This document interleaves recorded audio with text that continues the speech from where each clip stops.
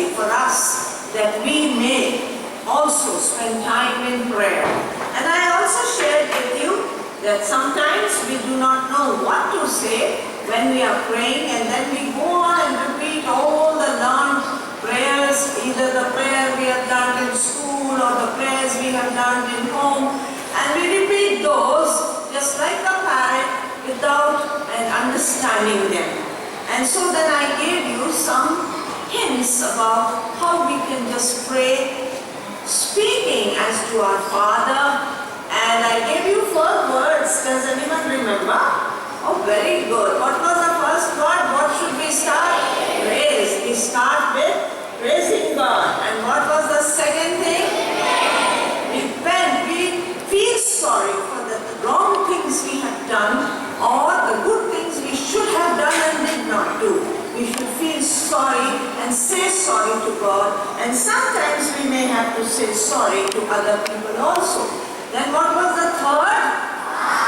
Wow, they are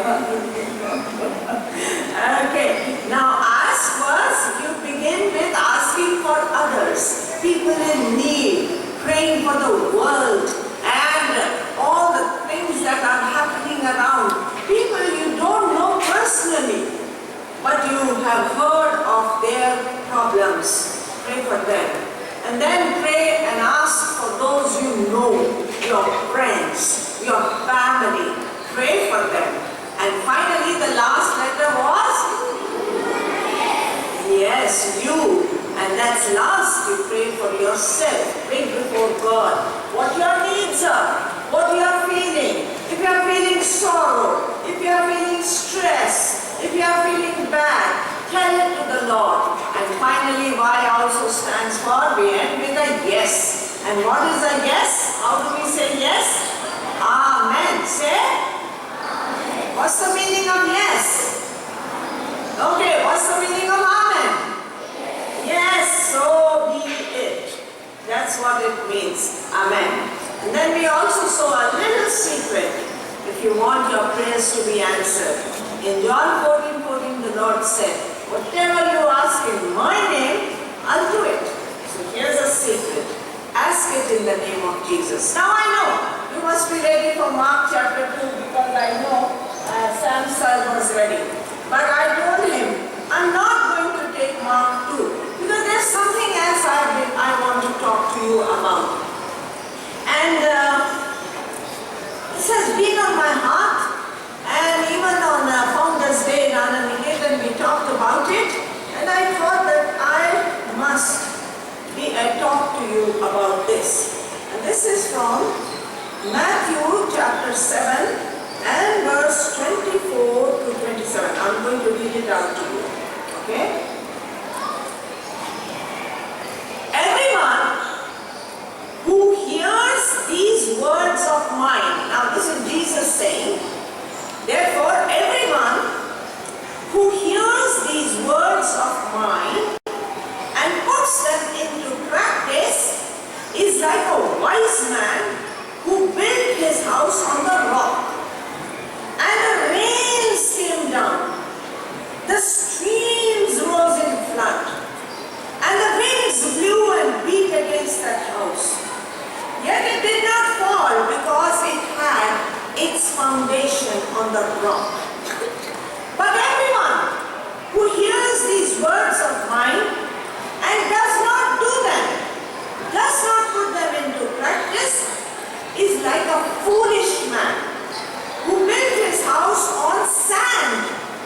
The rain came down, the streams rose, and the winds blew and beat against that house, and it fell with a great crash. Now this is a very familiar song for us, isn't it? We sing the wise man built his house upon the rock, isn't it? So what came? Heavy rains came, the streams rose up in flood, and a heavy tornado and a storm came. Now that's very strange and unusual for all three things to come. It's either two or one. Either we have rain and flood, or we have a tornado and heavy winds. But all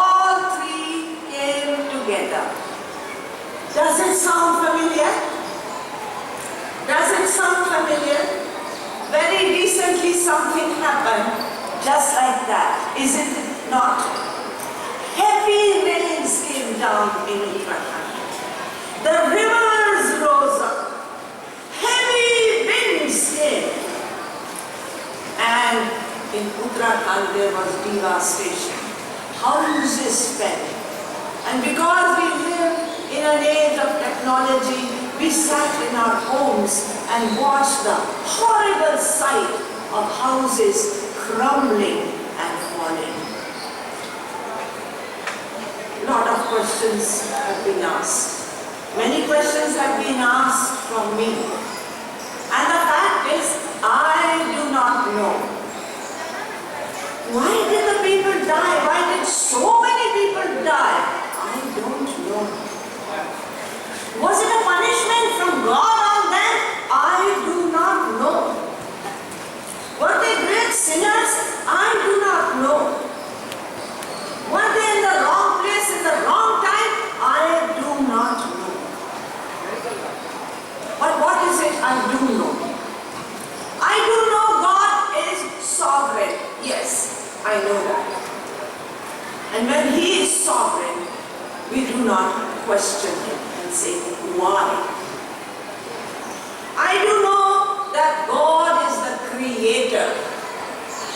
He has made everything.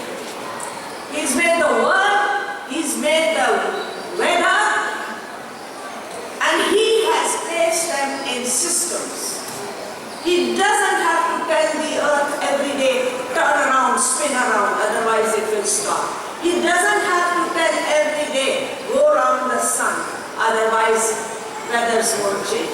No, systems have been set. Weather cycles have been set. Everything has been set. Is it that God sometimes sends disasters as punishment? Yes, we know that. We know that when some horrible things were done in Orissa, within weeks a terrible tornado came. And the maximum harm that happened was in that area where the terrible deeds were done. We know terrible deeds were done in Gujarat, and a horrible earthquake came there. So sometimes, yes, God does send disasters to punish us, but not always.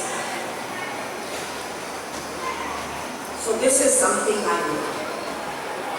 Man's sin and man's greed and man's foolishness causes things. We reap what we sow. Yes, I know that. Man sowed greed, he reaped disaster.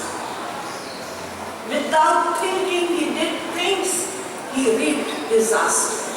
Many times it happens to us. And then we blame God.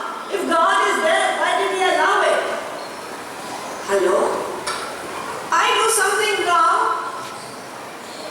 there will be consequences. Yes, there will be. But you know, what I do know is when such disasters happen, we say, Lord, you are sovereign. I know I will not die a minute before God has ordained death to come for me. Till it is God's time for me, I am immortal. So I know my death is in God's hand because He is sovereign. And there is a third thing I know, that this is a wake-up call for us. That story about the wise man and the foolish man speaks of life, speaks of foundations. Weak foundation, houses fall. These days, especially during the rainy season, we've been reading about buildings collapsing. In big towns like Bombay, like Delhi, hotels are collapsing because of weak foundation, because of weak structure. Lives fail when the foundation is weak. And that's what Jesus taught. He said, let your foundation be on God's word. Let your foundation be on righteousness. Let your foundation be on God. That is the strong foundation. And your house will never fall. Why is it that suicides take place? Why is it that people start taking drugs to get away from their troubles? Why is it that people start drinking to forget their troubles? Because their foundations are weak. And they crumble and they fall. I want to read out one more story. And this is, some people asked Jesus, it says here, about this time, Jesus was told about some people from Galilee who were murdered by Pilate, the governor, as they were offering sacrifices at the temple. Now these people were doing a good thing. They were offering sacrifice at the temple, and someone came and had them murdered. For what reason, we don't know. But Jesus said, do you think that those Galileans were worse sinners than all the other people in Galilee? Is that why they suffered? No, not at all. And you will perish too unless you repent of your sin and turn to God. That's the lesson for us from Uttarakhand. And what about the 80 people, Jesus said, who died when the tower in Siloam fell on them? There was a huge tower, it collapsed, and 18 people died. Were they the worst sinners in Jerusalem? No. And I tell you again that unless you repent, you will perish too. Those people who died in Uttarakhand, were they the worst sinners in India? No. But the warning is, unless we are careful and repent, we also will perish. So here is a lesson for us. Make sure your foundation is secure. Repent of your sins. And number 3, be ready at all times, because you do not know when death will reach you. You do not know. Just because you are children doesn't mean you have long years to live. Children die. Grown-ups die. Old people die. We do not know when death will reach us. So we must be ready and ready. God will bless you. And we will again pray for those who are still waiting for their loved ones, because their dead bodies haven't been found. They still do not know whether they died or whether they are alive. And it is terrible to have to live with that uncertainty. It's like a living dead every day. We must pray for them. They may find their closure. If their loved ones are no more, that they may be able to find the body of their loved one, so that they can do the last rites and have a closure. If their loved ones are alive somewhere, that they may be rescued, because there are still certain areas where rescue has not reached. So just because now nearly a month has passed, let's not forget Uttarakhand. Let's continue to pray for them. And those of you who would like to help do something concrete, there are 2 very good organizations who are honest and who are doing good work there. Sometimes we hesitate to give our money because we feel that it may not reach them. People will steal. And true, people do steal. People are wicked. They haven't learned their lesson. They will steal from what should go to those who are suffering. But there are 2 organizations I'd like to tell you about. One is Goonj. Now the And the person who owns Goonj was here in the school. And I had personally seen his work. And he is an upright man. He has no need of money of his own. But he is doing good work. So Goonj is one organization. The other organization is EFICOR, EFICOR. And they are also going in there and doing the work themselves. They are not just getting the money away.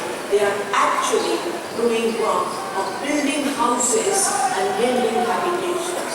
So if God lays it in your heart to help them, you can do so. Small amounts, you can collect and give it yourself. Or maybe if you want to collect in a class, you can go yourself and give it to these organizations. It would be good if you do it. Not just pray God help them, but you also. So